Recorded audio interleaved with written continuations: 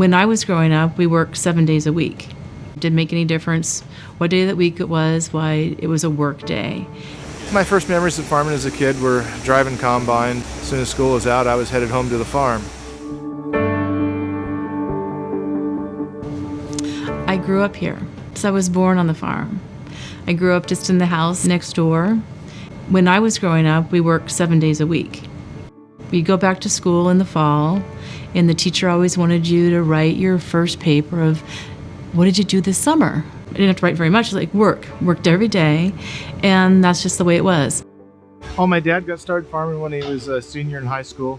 He was renting about 150 acres and just kind of started farming from there. Ended up going into venture with some peppermint.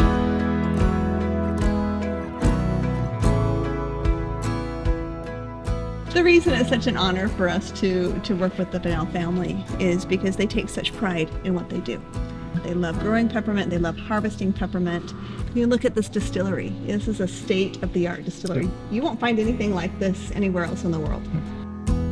As soon as the trucks start bringing in the tubs, we just watch for when they're gonna hook them up and make sure they get the steam going. When the steam comes up to pressure, we've got different buttons here to regulate the steam. And it's just a lot of pacing back and forth in here, watching 16 different bays and making sure it happens right. This year we're harvesting 520 acres of peppermint, and we're going to plan on doing that at 8.5 days. We're cooking right now about 102 to 103 tubs a day. The Willamette Valley tends to have a more oil that's more sought after than other places in the United States or around the world. And a lot of it just has to do with the climatic conditions here. When the plant starts to bloom, the quality of the oil starts to change. We don't want to end up with oil that's not of the consistency that the consumer wants. Although we could get more oil by letting the plant get more mature, there's a certain time in there when we have the best quality for the maturity.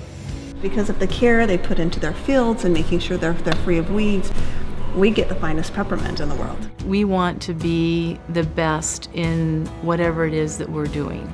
So I love it when the wellness advocates come to visit our mint still. It's such a emotional experience to me to be able to talk about something that we are so passionate about, to see the impact of our efforts, of our hard work, through the stories that are then told to us. I know it means a lot to them. And when they share with others about peppermint oil, they know exactly where it came from, and they can be even a stronger advocate for the use of peppermint oil. And you think, wow, we really are making a difference.